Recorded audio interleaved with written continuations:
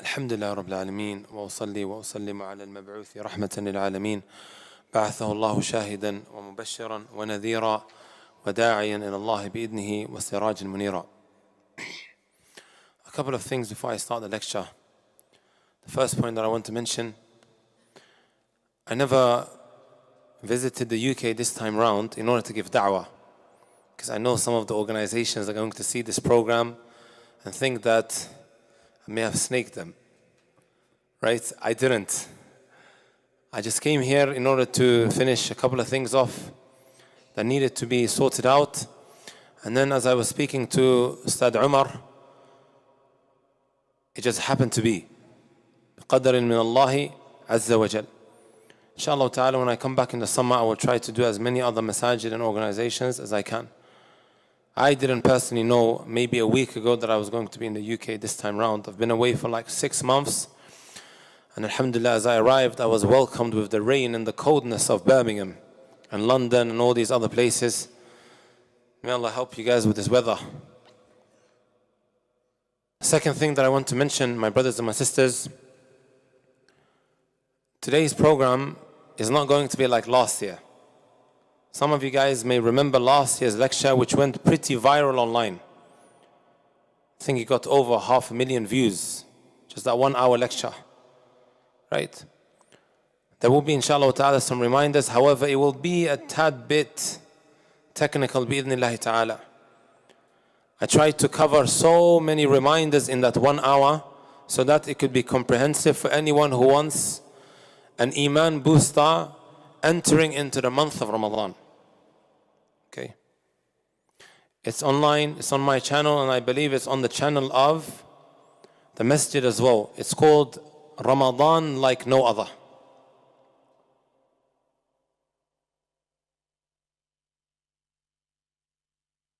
As you guys heard, my brothers and my sisters, I want to today, inshallah ta'ala, go through not even a tafsir, just perhaps maybe a ta'liq or some ta'ammulat, some reflections on the verses in Surah Al-Baqarah that speak about fasting. These surah, my brothers and my sisters, or these ayat, these verses in Surah Al-Baqarah, that I want to, inshallah ta'ala, reflect upon today, right? Were mentioned in this surah, in this chapter, not by accident. There are books that have been written on tanasub al-ayati was-suwar. Why this chapter has been placed before this chapter, why this verse has been mentioned in this particular surah. Suyuti has a kitab and others, right? If we just, inshallah ta'ala, take a moment out to reflect on Surah Al-Baqarah. What does Surah Al-Baqarah speak about? Does anybody know? What does Surah Al-Baqarah speak about? Take a guess, it's in the name. Huh? It is called a cow, baqarah, or a calf, whatever you want to call it, right? Surah Al-Baqarah. There is a number of incidents in this chapter, this very long chapter. When you think about it, you would see that there is a reoccurring theme in Surah Al-Baqarah related to al-istislam, submission. Being someone who submits to Allah subhanahu wa ta'ala. If you look at the end of the first half of the first juz, Musa alayhi salatu wasalam, he interacts with Bani Israel, who are the most stubborn, hard-headed people that you will see across history. He told them to slaughter a what? A cow. Inna Allah ya'murukum an tadhbahu baqara. Your Lord instructs you to slaughter a cow. They turned around to him and he said, قالوا أتتخذنا هزؤا. Are you taking us for a joke? Are you trying to mock us? Are we idiots? That was their response. They were simply told, slaughter a cow. However, the stubborn, hard-headed individuals they were, they kept on contesting whatever he was saying, constantly asking question.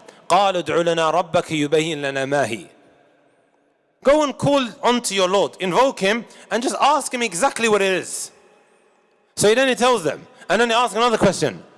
ادع لنا ربك يبين لنا ما لونها. Now go back, ask your Lord what color it needs to be. Then he tells them. And then again, ادع لنا ربك يبين لنا ما هي.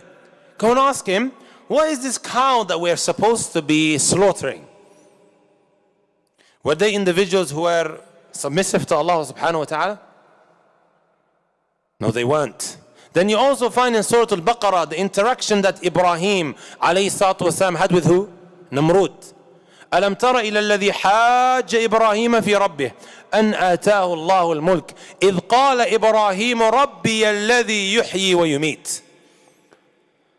Ibrahim said to him, it's my Lord that gives life and takes life.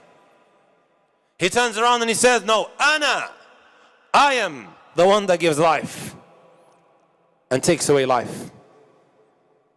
Right? Objecting to what Ibrahim alayhi salatu wasalam was saying to him. قال فإن الله يأتي بالشمس من المشرق فأتي بها من المغرب.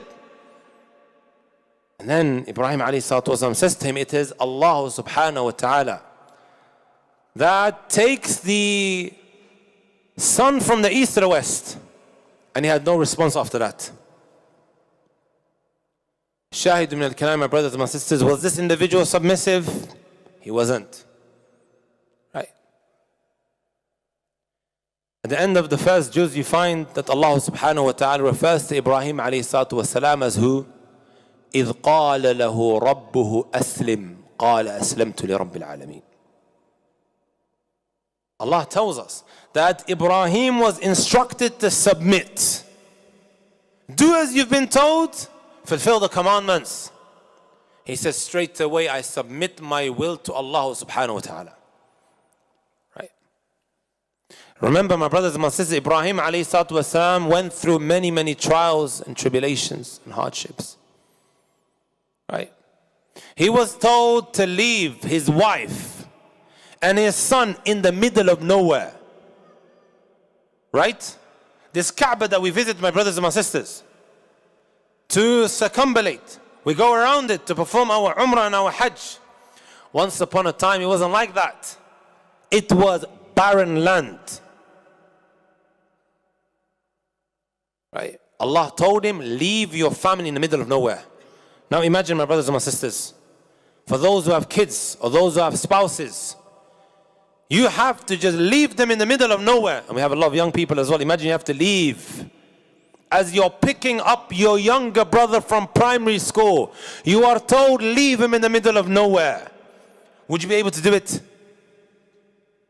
Ibrahim alayhi salatu wasalam was instructed. As he's walking away, Hajar, his wife, comes running behind him and he says, and she says, be careful with the pronouns, right?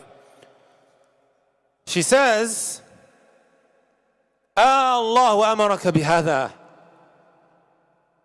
He's walking off. She's saying to him, did Allah instruct you with this? He says no. What was her response? If this is what Allah Azza wa Jalla has told you, إِذَن لَا يُضَيِّعْنَ Allah. Allah subhanahu wa ta'ala will never forsake us. Submission. Right? That wasn't the only time that he had to go through a hardship or a difficulty.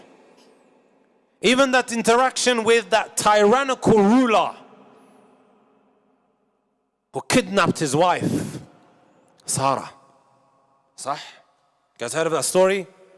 That tyrannical, barbaric, disruptive ruler kidnapped his wife because he felt attracted to her. What did Ibrahim alayhi salatu wasalam do right away? He rushed into prayer. Another incident, my beloved brothers and sisters, he is instructed to slaughter his son. Right? He puts him down. وَتَلَّهُ لِلْجَبِينَ قَالَ يَا أَبَتِ افْعَلْ مَا تُؤْمَرُ. His son, my brothers and my sisters, is about to get butchered, is about to get slaughtered. Father's looking at him, right?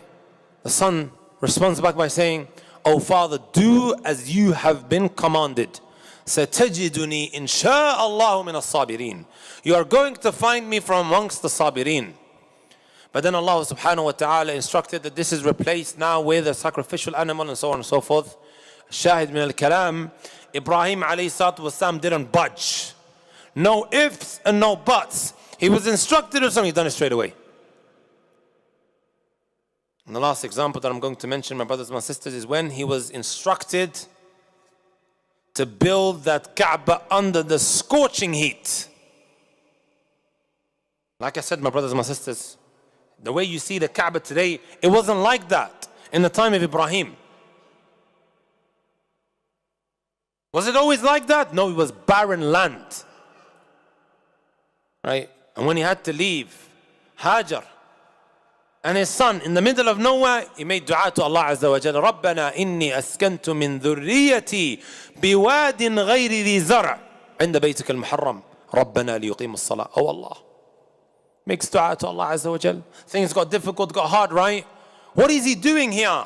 I've given a number of examples. At a time when his wife was kidnapped by that tyrannical ruler, he rushed into prayer, calling unto Allah Azza again. Calling unto Allah subhanahu wa ta'ala, that's his only hope. If only we did that, my brothers and my sisters. Our only hope is Allah. Right? He calls unto Allah Azza wa Jal. I have indeed situated my family in this barren land as you commanded. There are no crops. It's a barren land. فَاجْعَلْ أَفْئِدَةً مِّنَ النَّاسِ تَهْوِي إِلَيْهِمْ. Cause the hearts of the people to go towards my family. Imagine this barren land and he's begging Allah, Ya Allah, allow or cause the hearts of the people now to head and to go towards them. Right? He had to build that Kaaba under the scorching heat, my brothers and my sisters. Right? Not this British summer that you guys have. Huh? No. Scorching heat. I'll tell you guys something that happened to me one time, right? Sheikh Abdul Razak al-Badr was about to start a class. He's one of the teachers in the Prophet ﷺ's masjid. And the book that was going to be taught by the Sheikh, we were told by some rumors that is being distributed outside of the masjid. And this book I couldn't find in the bookstore. And the moment I heard that, I started running outside of the masjid without my sandals at Asr time, not at Dhuhr time. Dhuhr time, the heat, it reaches its peak. Asr time, it becomes a lot more cooler. Wallahi, my brothers and my sisters, as I'm walking, my feet start toasting. And then I start running because of how hot it is. This is Arabian weather, or the Arabian heat. And I'm just running like a headless chicken. Where's the book? And then I go to the other side. And then eventually, I just run back into the masjid. And my feet were toasted. So Ibrahim alayhi salatu wasalam, middle of nowhere, begins to build the Kaaba. No ifs, no buts. Right? And then when he finishes, my brothers and my sisters, and this part really breaks my heart. And he made Sheikh Abdul Aziz ibn Baz cry, they say 7 times, or something along the lines of that. وَإِذْ يَرْفَعُ إِبْرَاهِيمُ الْقَوَاعِدَ مِنَ الْبَيْتِ وَإِسْمَاعِيلُ رَبَّنَا تَقَبَّلْ مِنَّا إِنَّكَ أَنْتَ السَّمِيعُ الْعَلِيمُ. This is عمل مخصوص. This is a very specific act, right? That Ibrahim has been asked. No one before him has been asked to do that. He starts building. After he's completed building this Kaaba, Ya Allah, accept it from me. Meaning, I don't know even the specific act that is so special whether Allah Azza wa Jalla is going to accept it from me.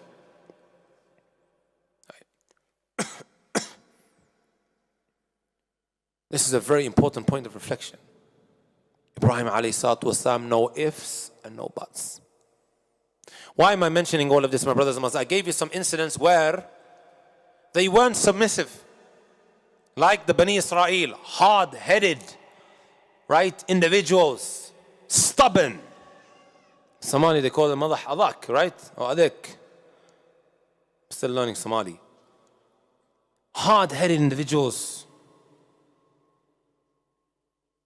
Right? And then in contrast, you have what? Ibrahim alayhi salatu wasalam.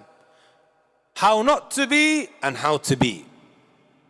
You have the perfect example in him. قَدْ كَانَتْ لَكُمْ أُسْوَةٌ حَسَنَةٌ or إِسْوَةٌ حَسَنَةٌ in another قراءة.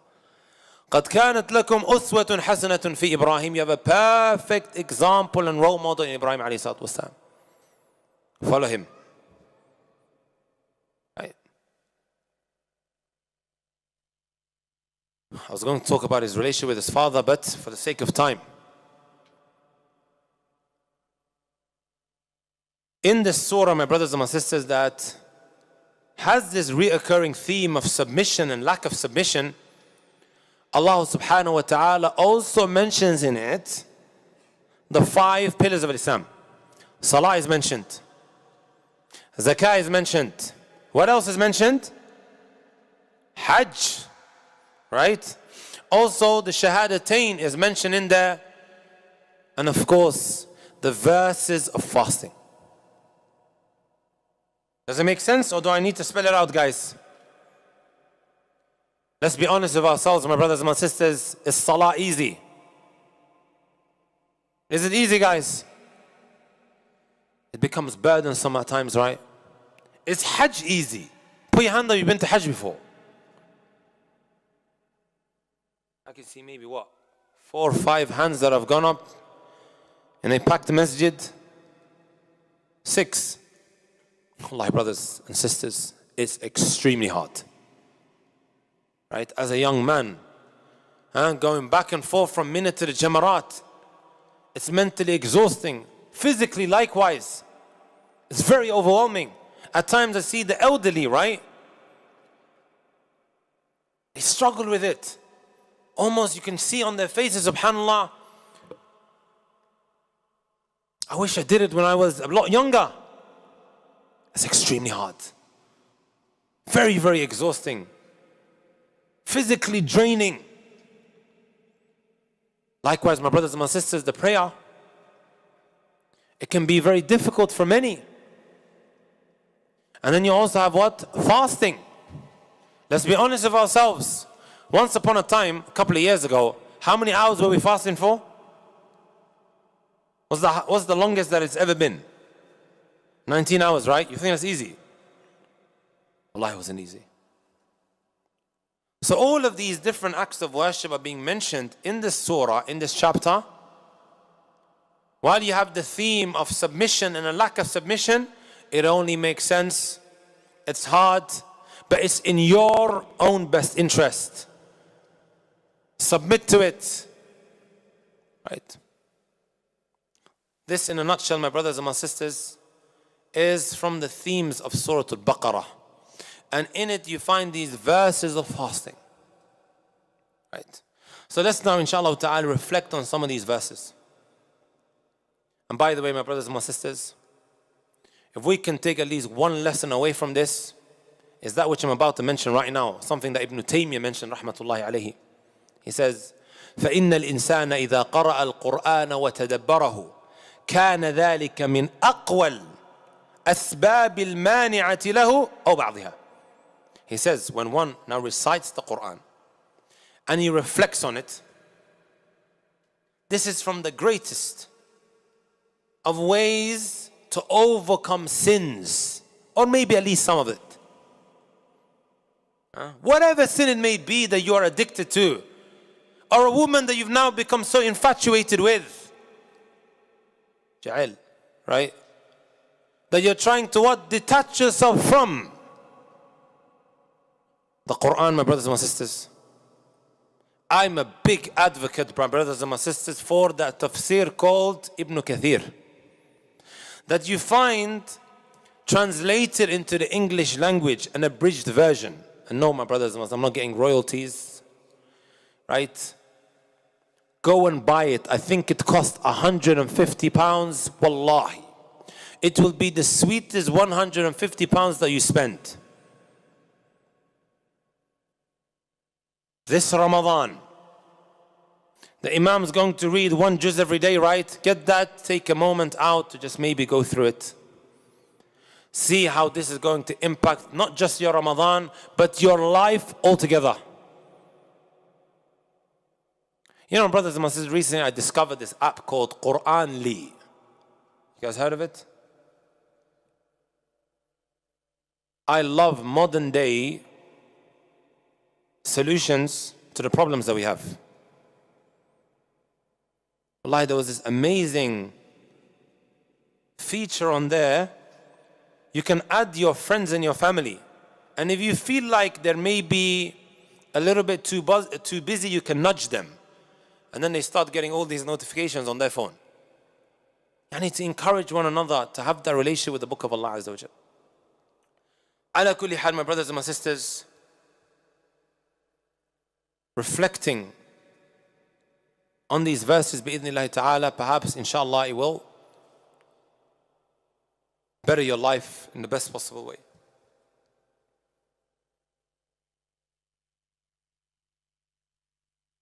It starts off as our Qari, Ismail, recited from Ya ayyuhal ladhina amanu. Oh, you who believe.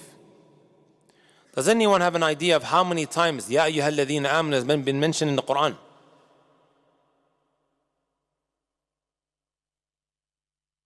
Huh? Anyone know? Huh? He said 200 and he's guessing. Huh? Ya ayyuhal ladhina amanu, my brothers and my sisters, has been mentioned 89 times. And in Surah Al-Baqarah alone has been mentioned 11 times. Oh, you who believe, Ya ayyuhal ladhina amanu. When we hear Ya ayyuhal ladhina amanu, my brothers and my sisters, it is personal.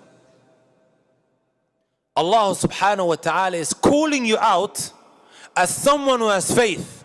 Oh, you who has believed, right? You're a Muslim, you're a believer. Listen to what I'm about to tell you. Abdullah ibn Mas'ud radiallahu ta'ala anhu, he would say, when you hear Ya ayyuhal ladhina amanu, right? فَأَرْعِهَا سَمْعَكَ, make sure you lend your ear. فَإِنَّهَا خَيْرٌ تُؤْمَرُ بِهِ أَوْ شَرٌ تُنَعْ عَنْهُ. Because you're about to be instructed with some goodness and some evil that you're about to be warned away from. Right?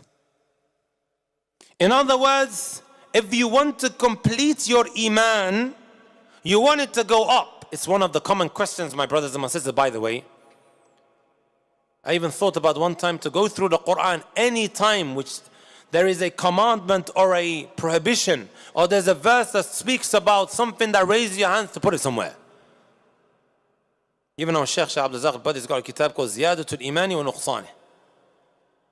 That which increases your iman. Whenever that act is connected to La yu'minu ahadukum, one is not a true believer, we can take from that, this is from the things that's going to increase your iman. Ala kulli hal. You want your iman to go up? In other words, my brothers and my sisters, Ya ayyuhal ladhina amanu, fast. Oh, you believe.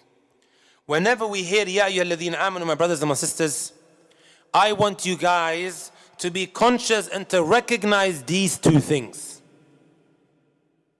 Number one, أن يستشعر نعمة الله عليه أنه جعله من أهل الإيمان.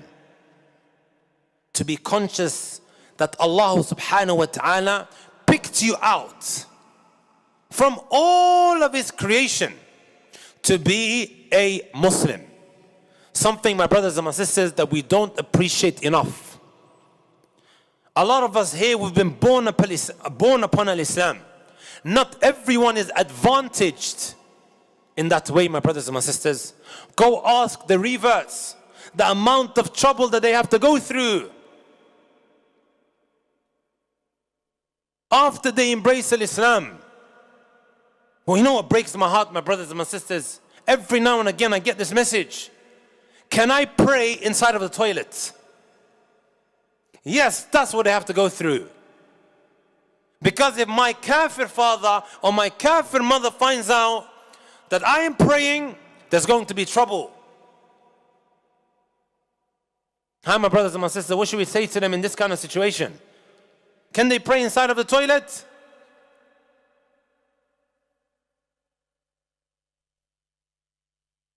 They can't go outside for whatever reason. It's Fajr time or it's Isha time, it's late.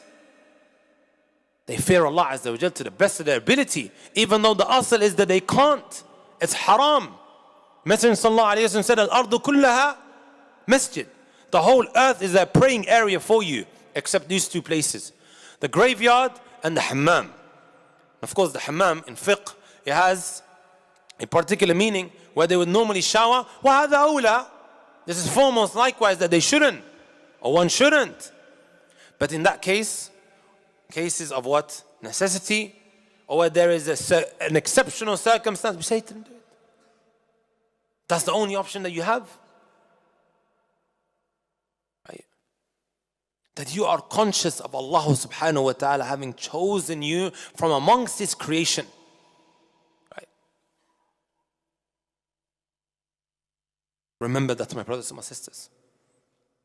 The lives that they're living is very different to the lives that a Muslim has.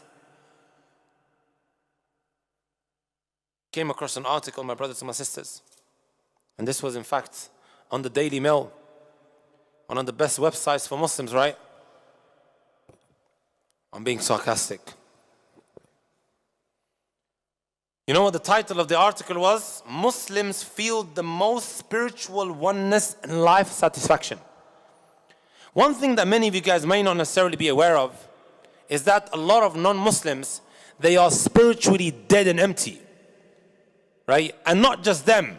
When you start engaging in filth and evil, my brothers and my sisters, many people think the only time I have to answer to my sins is when I meet Allah Azza wa Jal. Malik ibn Dinar, he said, مَا ضُرِبَ عَبْدٌ بِعُقُوبَةٍ أَعْظَمْ مِنْ قَسْوَةِ الْقَلْبِ. One is not punished with a punishment more greater than suffering from a hardness in your heart. It's the worst kind of punishment you can experience in this world, my brothers and my sisters. Spiritually dead and empty. And then you start reverting to all sorts of distractions in order to make yourself feel better. Nothing can make you feel better more than having that connection with Allah Azza wa Jal. Right? We've been saying this for ages, and a lot of the time when a Mawli Sahib or when a Sheikh tells us something, oh, this backworded guy, right? Yeah, I know better. That's how we look at people of religiosity, as if they don't know what's going on. Sah? Until some gal, some non-Muslim comes along, does some research, puts forward a couple of studies that he put together. Oh, mashallah, tabarakallah. الآن وقد عصيت قبل وكنت من المفسدين.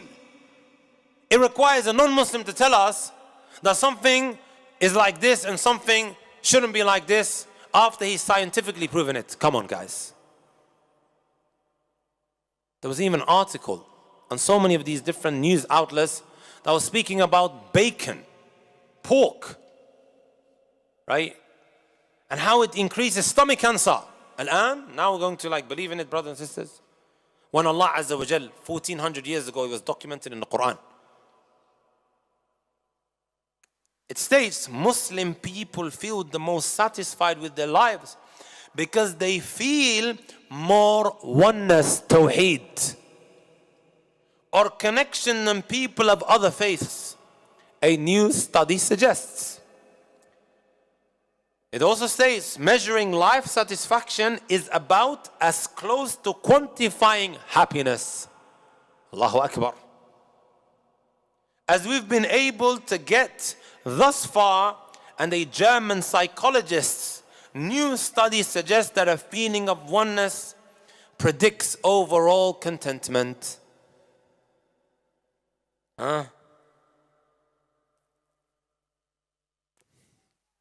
This is the ni'mah of Allah Azza wa Jal upon every single one of us that have been granted and blessed with faith. Right? I can go on all day, and I've delivered lectures in the past where I quoted, right, some of these footballers, some of these YouTubers, who they themselves talk about how they are spiritually dead and empty. It's not Abu Taymiyyah making it up. They themselves have uttered it. You guys heard of Thierry Henry? I've not mentioned this before in a lecture. I'm going to mention it to you guys now. You guys know Thierry Henry? You Gen Zs might not know him. He's currently what? A TV pundit. You might find him on Match of the Day. But once upon a time, he was representing Arsenal.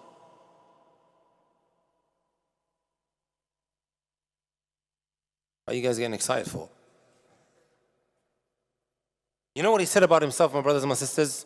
I was depressed, crying every day, dealing with this depression. By around that time, my brothers and my sisters, he was an icon, right? Extremely wealthy. He's speaking about this, about himself, guys. It's on YouTube. And there are numerous examples. The second thing, my brothers and my sisters, when we hear Ya ayyuha alladhina amanu, this is an announcement that I am going to what? Submit. Because when I embraced Islam, when I accepted the call, it was me making an announcement, Aqdul Bay'ah, an oath of allegiance, that whenever Allah subhanahu wa ta'ala, or whenever the Messenger sallallahu alayhi wa sallam tells me to do something, I'm going to do it straight away. My brothers and my sisters, please take this from me, right? Whatever commandment Allah subhanahu wa ta'ala is instructed with, and whatever prohibition, whether you see the wisdom in it or not, it is in your own best interest. I'm going to tell you guys a very quick story. Because when you live in today's day and age with all of these different modern day ideologies, you will see people coming along saying, oh, this is what is morally acceptable and this is not what is morally acceptable. You guys heard this argument of morality, right? Those in university, right, hear it laylan wa naharan, sabahan wa masa'a, day and night. My argument has always been, where do you draw the line of what is morally acceptable and what isn't? Right? What should I do and what should I not do? I'll tell you guys a story of a man that I met in India. Just by transit, brothers. I've never been to India. As I was on my way to Australia, on Indian Airways, they dropped us off at New Delhi, one of the worst airports you could go to. And I hate the airline as well. Don't ever take it. As we stopped, a couple of hours, there was a couple of delays. Me and this individual called Mark, we started speaking. I said to Mark, why are you going to Australia? All the way to Australia by yourself, Lesh. It's a very long trip. Takes you what, 20 hours to get there. I know why I'm going. What about you? He said I was meant to be going with my girlfriend. We broke up. And now I'm going to Australia to find new love. So me, I was feeling a little bit nosy at the time. Long wait. I decided to start asking him questions. Why did you guys break up? You know what he said to me? I thought you heard this before, right? Have I told you? Huh? He said, I did not like the way she used to dress outside. He's a non-Muslim guy. And I also didn't like the fact that she was texting the opposite gender. I turned around to him and he said, Akhi, why are you being so rough and tough? Why are you being so controlling, my friend? Live and let be. Right? Live and let be. Everyone's entitled to do as they wish, my friend. Why are you being so pushy for? He goes, no, I don't like it. So I said to him, Mark, what are the chances that when you now go to Australia to find new love, that she's going to be no different to the one that you broke up with? He goes, no. Hopefully, it's fine. My brothers and my sisters, Where do you draw the line of what is correct and what is not? This guy sounds like he wants a Muslim woman with niqab on. He's a non-Muslim complaining about his non-Muslim girlfriend dressing inappropriately outside. Right? A sister walks outside without hijab, and they say to her, brother, don't be controlling, let everyone do as they wish. طيب. To what extent? Can she also walk outside without a top? No, that's too much. طيب, why are you now giving me what I should and what I shouldn't? Someone else comes along and says completely differently. You know, even when I sometimes arbitrate between husband and wife, the guy's complaining about his wife and she's complaining about him. He's saying she's being overly controlling, right? She says, why is he speaking to the opposite gender? I don't like it. Stop being jealous. That's his response. Where do you draw the line of what is right and what is wrong? Who determines what I should do and what I shouldn't do? Right? This is why, my brothers and my sisters, we have no option except to accept that there is an external entity greater than all human beings. And that is Allah subhanahu wa ta'ala, who gives us rules and regulations of what I should do with my life and what I shouldn't. Otherwise, there will continue to be disputes, right?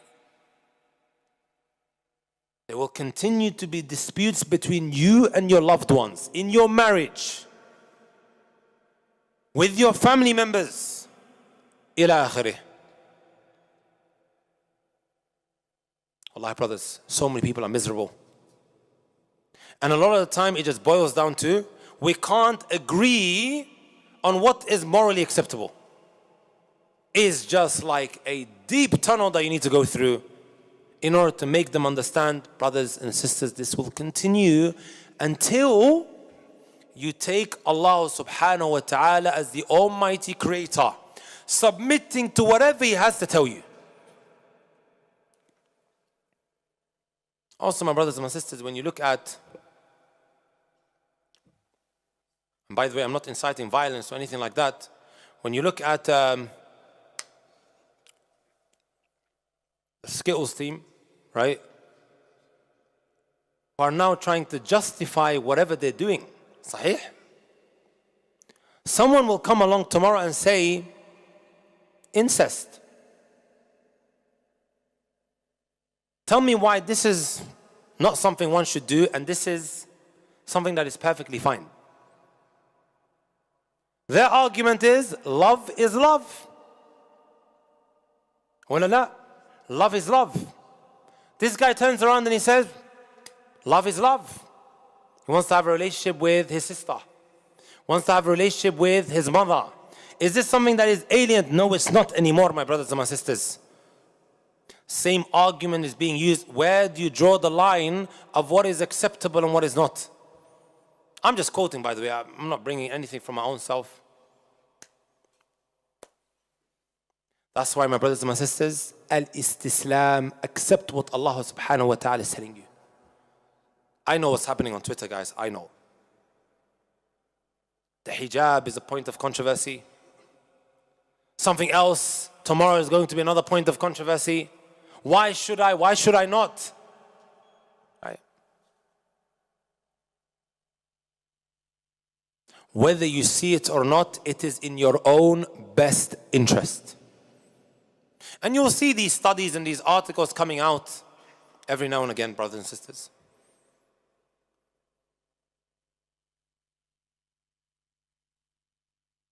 Third benefit or third point that I want to take from Ya ayyuha alladhina amanu.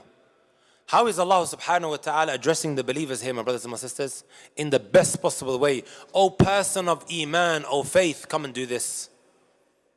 This is a lesson for every single one of us in how we address one another.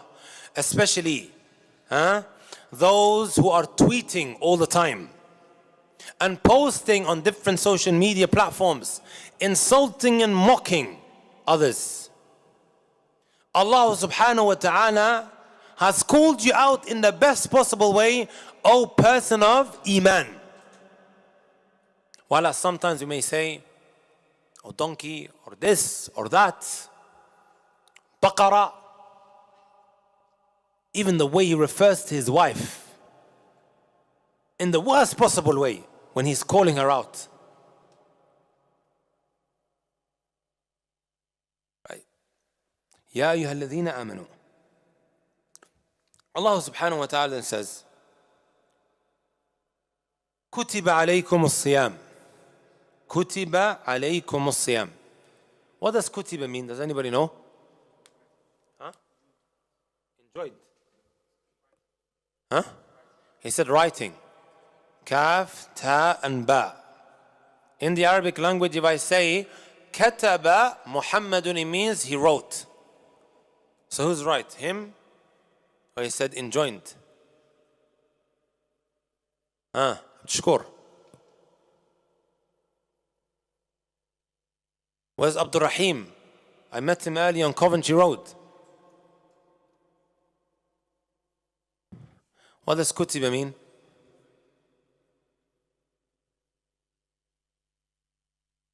Kutiba, my brothers and my sisters. Passive, ahsant. Yes, it's passive.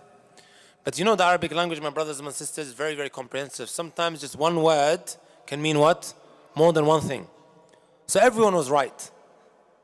It means to write, passive, kutiba, it was written. But also what it means, it's from the alfad, the wordings that indicate that something is what? Mandatory. Right? Furida, ahsant. Who said that? Jazakallah khair, Sheikh. It also means what? Furida, it's been obligated. I'm going to point something out. Approximately like 2 years ago on this Jubilee channel on YouTube, some of you guys come across it. There was this lady who was saying that I've gone through the whole Quran. She said, I went through the whole Quran and I did not find anywhere that the hijab is an obligation. She goes, when I went through the translation, it said, you should. And should does not indicate this act now being what? Mandatory. If you want, like if you know, sometimes you speak to somebody, right? And you say to him, bro, you should do that. Are you now being imposing on that individual? This is when usul al-fiqh comes in extremely, extremely handy. Wallahi, when I heard that, I didn't know whether I should cry or laugh. You take ahkam al-shar'iyya or ahkam al-taklifiyya from the English language. Usul al-fiqh is a science, my brothers and my sisters, right? And by the way, you can't expect to be a faqih if you don't know usul al-fiqh. Usul al-fiqh gives you the tools now to determine the rulings of when it is wajib, mandatory, when it's sunnah, when it's not. Gives you tools. And it is governed by the Arabic language. And the Arabic language, or should I say the English language, does not give the Arabic language its true justice. It doesn't do that. Ala kulli hal, usul al-fiqh is important, my brothers and my sisters, you should learn it. Kutiba. It is from the wordings, my brothers and my sisters, that what? Indicate this act now to be mandatory. And it comes in the Quran many times. Ya ayyuha alladhina amanu kutiba alaykumul qisas. Oh, you believe. The qisas has been made mandatory. And in other verses as well. Kutiba alaykumul qitalu kama ila akhirih.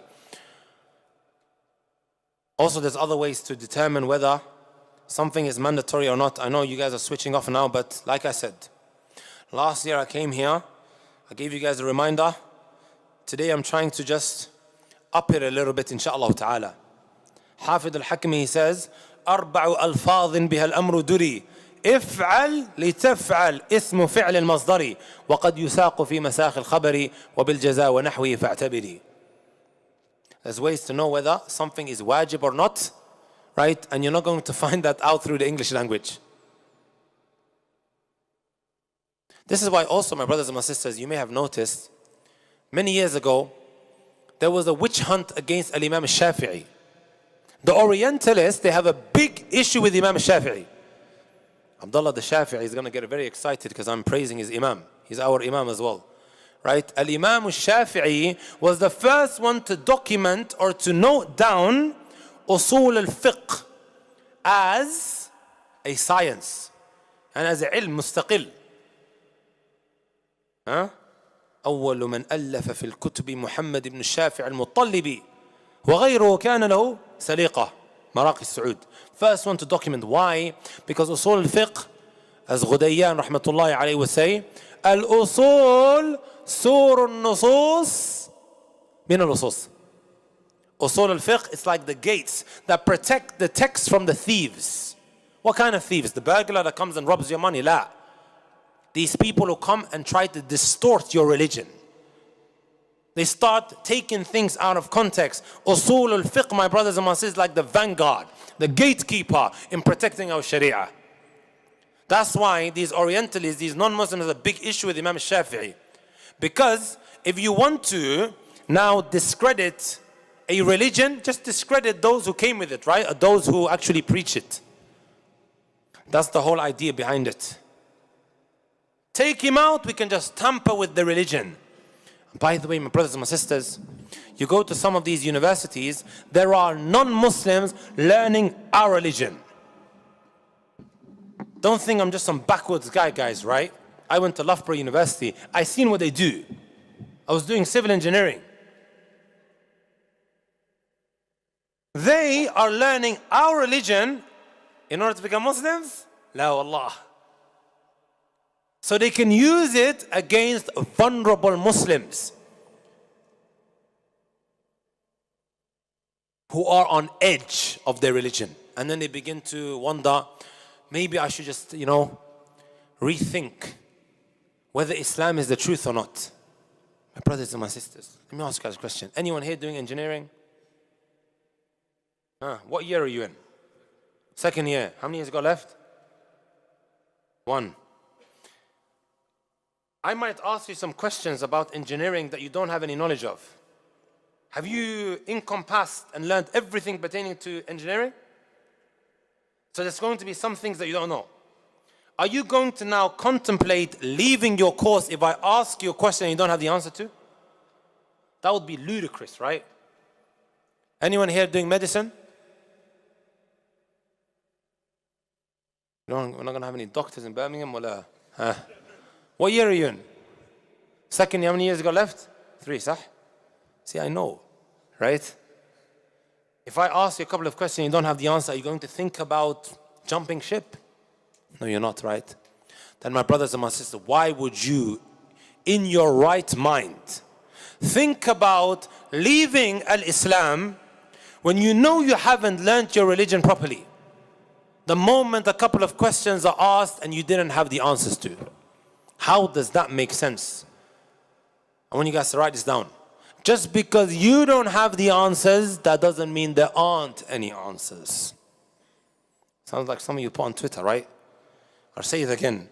Just because you don't have the answers, that doesn't mean there aren't any answers.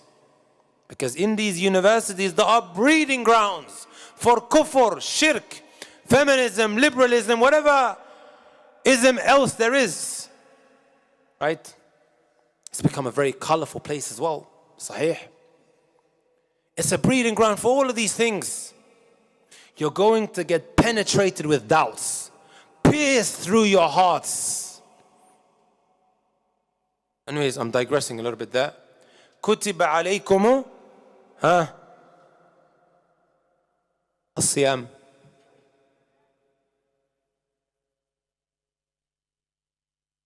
Give the uncle way. Be patient.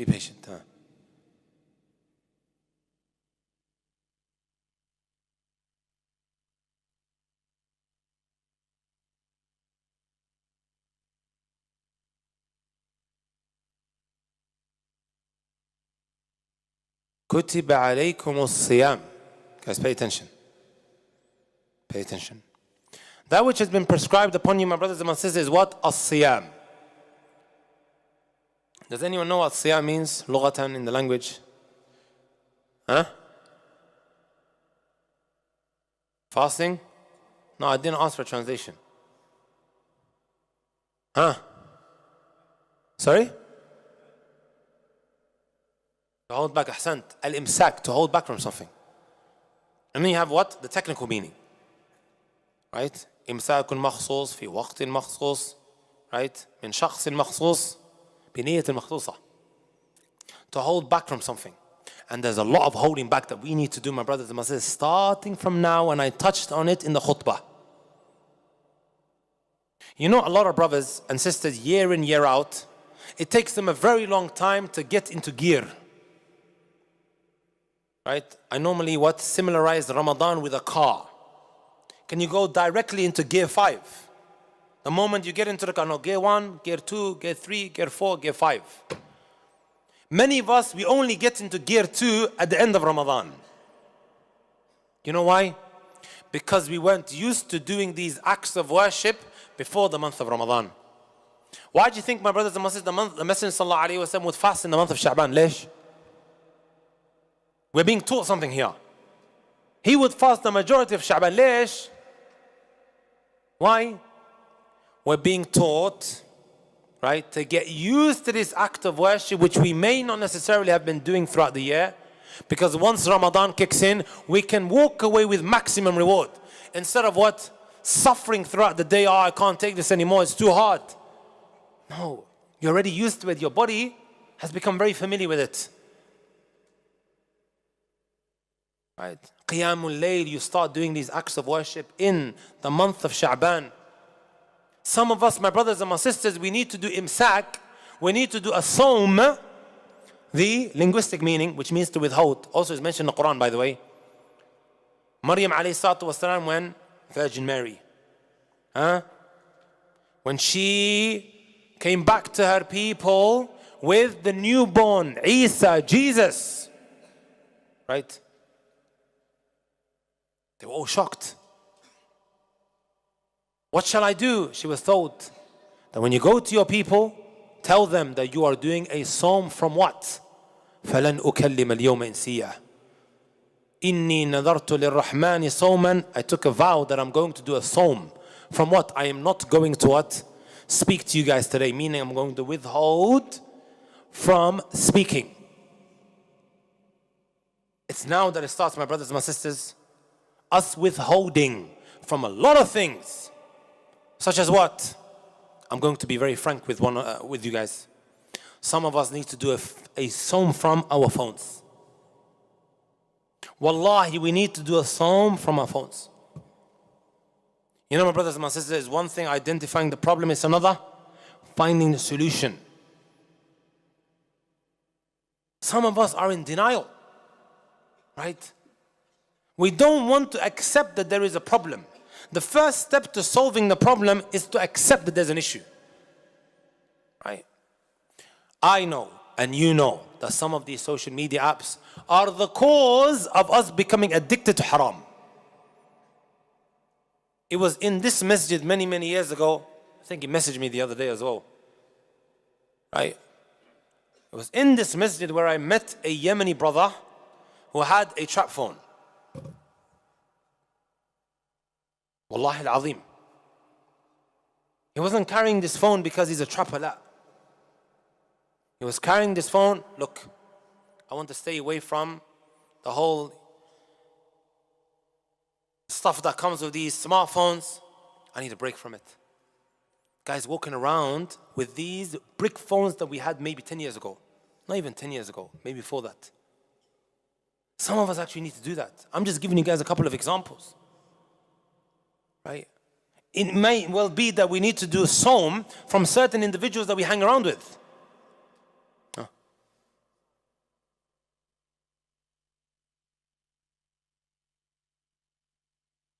Sent.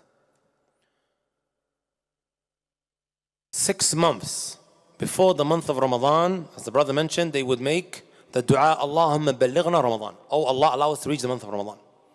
Shahid min al-kalam, my brothers and my sisters, it's now, right, that we get into gear. That we start introducing new habits and we start getting rid of bad ones. And yes, we're going to struggle, it's going to be hard. But remember, Ramadan is an opportunity that Allah Azza wa Jalla is throwing our way. Right? The scene has been set, the doors of Jannah have been swung open, and the doors of hellfire have been slammed shut. It is this month if you are going to make a change, guys. It's so much more easier. Does that make sense? That's what it means, what? Linguistically. Who can give me some of the things that are now going to nullify your fast? Does anybody know? Huh? Eating and drinking, the obvious, sah? I want you guys to split into two. The things that you need to stay away from when fasting. There is that which is going to what? Nullify your fast. Such as food, drink, and sexual intercourse. And there's something else, my brothers and my sisters, that is not mentioned enough. And I believe every single teacher, when he teaches the ahkam of fasting, needs to bring this in. Right? It's that which is going to reduce the reward that you walk away with. Many people think, alhamdulillah, I stayed away from food, drink, sexual intercourse. He slept the whole day. Or when he wakes up, oh, wallah, there's still a couple of hours left. Let me just quickly watch a couple of what? Episodes of that series. By that time, it'll be Maghrib.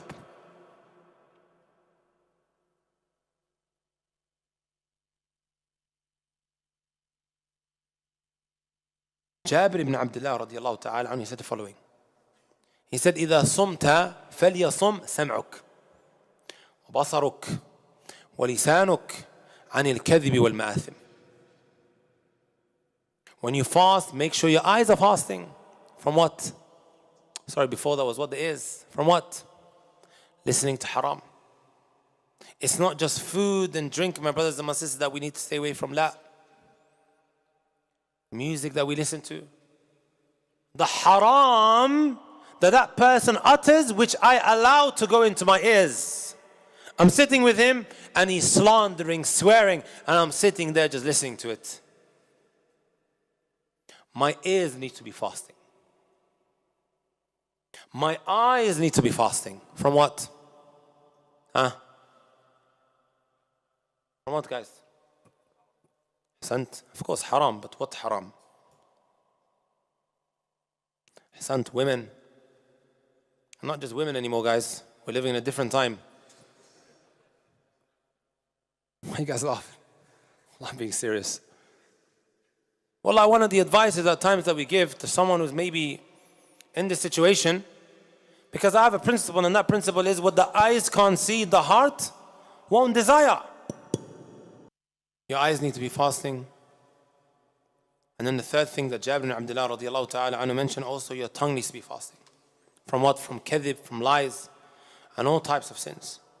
Take this as a principle, my brothers and my sisters. Ibn al-Qayyim rahmatullahi alayhi mentions in his kitab al-Wabil al-Sayyib, أفضل الصوام أكثرهم ذكرا لله عز وجل. The best of those who fast are those who remember Allah عز وجل the most. It's a principle that can be taken. In whatever act of worship, you will get more reward in the act of worship the more you are conscious of Allah subhanahu wa ta'ala. So the guy that sleeps throughout the whole day, my brothers and my sisters, is not the same as the one who's constantly engaging in the remembrance of Allah or reading Quran. هل يستويان مثلا? They are not the same whatsoever. Right? لعلكم تتقون. I'm going to come to that part of the verse inshallah ta'ala. So that you may acquire a taqwa. And there's a direct connection between the two. Right? There's a direct connection between the two. Think about it for a moment, my brothers and my sisters. The majority of the sins that we fall into, what is it that causes it? Which parts of our body? Huh?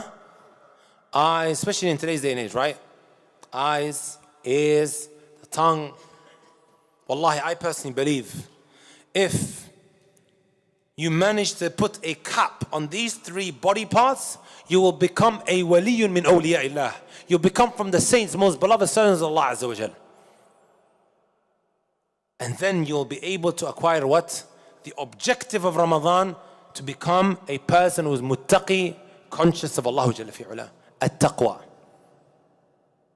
Before I come on to that, my brothers and my sisters, I want to quickly mention, inshallah ta'ala, 3 common questions that I receive. Please don't blame me for having to discuss these issues. Our youth are suffering from it and they need to hear it, and if they don't hear it, it could be the cause of their Ramadan maybe becoming destroyed, and they're hearing all sorts of things in university anyway. Number 1, that which relates to masturbation. And I think the brothers are going to be covering it as well. Does it break your fast? Yes, it does break your fast. Hadith Qudsi, يَدَعُ طَعَامَهُ وَشَرَابَهُ وَشَهْوَتَهُ مِنْ أَجْلِي. He leaves his food, drink, and also his shahwa, his sexual desire, for my sake. When an individual relieves himself like that, hasn't he done what you would normally do when having that engagement with a woman? Yes. He needs to make tawbah to Allah Azza wa Jal. Wallahi, brothers and sisters, that which is even worse than it. Every single Ramadan, I receive a message of a brother or a sister saying, I have fallen into a zina in the month of Ramadan. What do you advise? Right. Number 1, you need to make some sincere tawbah to Allah Azza wa Jal. Some sincere tawbah to Allah Azza wa Jal.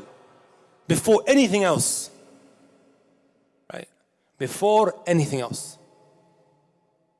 Sometimes you think to myself, how did you guys, in the month of Ramadan, cave, I want to understand.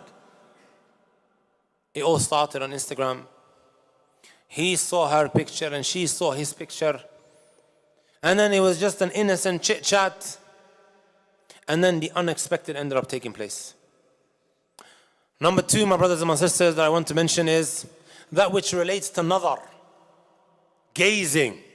One may say, okay, I've understood the first hukum, the masturbation is going to break my fast. What if I now just decide to start looking at certain things? I'm not gonna, do anything to myself, I'm just gonna look at it. I'm going to mention, inshallah, 3 scenarios very, very quickly.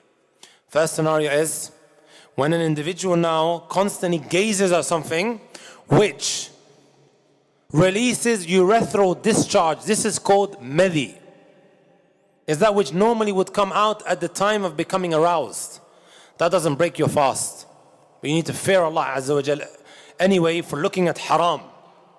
Number 2, one, he looks, just one glance, and then it causes him now to ejaculate. He looked and he just... No, it doesn't break his fast. Because the first glance has been what? Pardoned and forgiven. He needs help. Number 3, right?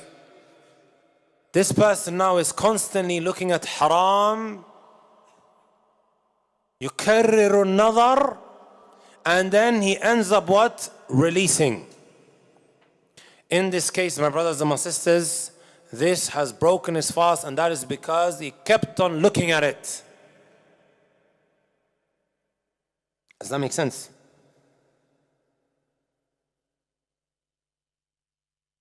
The last point I'm going to mention, inshallah ta'ala, out of the 3 things, because I've only got another 4 minutes left. That which relates to vomit. It's a very, very common question. There are 2 scenarios, inshallah ta'ala. The first scenario is, right, if one makes himself vomit. He makes himself vomit. Either by looking at something that is despicable, disgusting, or he puts his fingers down his throat to make himself vomit, and something comes out, faqa'a. That would break it. Second scenario, it happened unwillingly. Does it break it? No, it doesn't. Going back to the verse, my brothers and my sisters.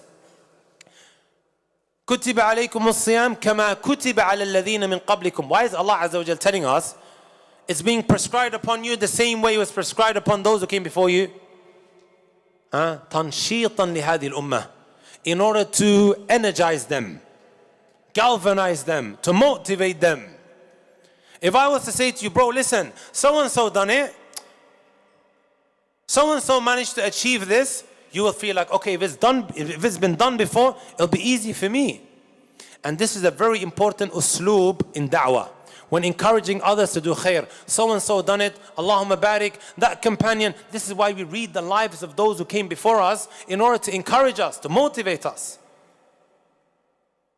لَعَلَّكُمْ تَتَّقُونَ, so that you may acquire a taqwa.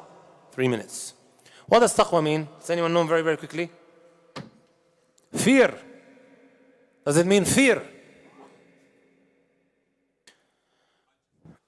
To be conscious of Allah, fear, brothers and sisters, fear is a word that doesn't give it its true justice. No, it doesn't. It doesn't give it its true justice. It's only a part of it. As Ibn Rajab mentions, my brothers and my sisters, هو أن يجعل بينه وبين ما يخافه وقاية تقيه منه. It is to place a shield between yourself and that which you fear. What is it that we fear? The anger of Allah subhanahu wa ta'ala. Right? What is this shield? فعل الطاعات واجتناب المنهيات. To do what Allah told you to do and to stay away from what Allah Azza wa Jal told you to stay away from. And in Ramadan it helps us. In Ramadan it's like a boot camp, it's a madrasa, it's an institution where we hold back from these things, not just for the month of Ramadan, my brothers and my sisters. We need to fear Allah Azza wa Jal. You know, last year I saw a tweet going around of a screenshot where a sister was texting her boyfriend, right? I don't want to see you for 30 days. And everyone is commenting, MashaAllah. She's going to stay away from she's going to stay away from a boyfriend for 30 days. And everyone's retweeting it, sharing with one another. Billah alayk ya jama'ah. Is it just for 30 days? Also, we find in households, my brothers and my sisters, right? The TV is switched off, then on the day of Eid is switched on. Is it just for the month of Ramadan? Are we only worshipping Allah Azza in the month of Ramadan? This boot camp is meant to ready us for outside the month of Ramadan, so that we can become from the closest servants of Allah Jalla fi'ala. Right? Finished, right? My brothers and my sisters, I want to tell you guys one last thing. At a lot of the events that I've been doing, we've been getting people from all sorts of backgrounds, with different types of hair, clothing. Some of our sisters may not necessarily be wearing the correct Islamic uniform. Please don't look down at them. Don't start looking at them in a way that they are not welcome in the masjid. We want people to come to these programs in order for them to become galvanized, right? Motivated now to do well. Everyone's on their journey. Remember, كَذَلِكَ كُنْتُم مِّن قَبْلِ فَمَنَّ اللَّهُ عَلَيْكُمْ. You were like that once upon a time, and then Allah Azza wa Jalla blessed you. It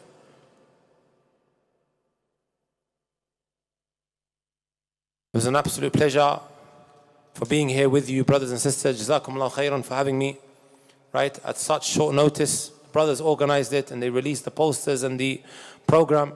I ask Allah subhanahu wa ta'ala to reunite us in this world, and if we don't, in the highest part of Al-Jannah. Say Ameen. I ask Allah Azza wa to bless you all and to help you with this weather. Right? Take care of yourselves, inshallah ta'ala. I'm flying out tonight. Please make dua for me and I'll make dua for you guys as well. Assalamu alaikum wa rahmatullahi wa barakatuh.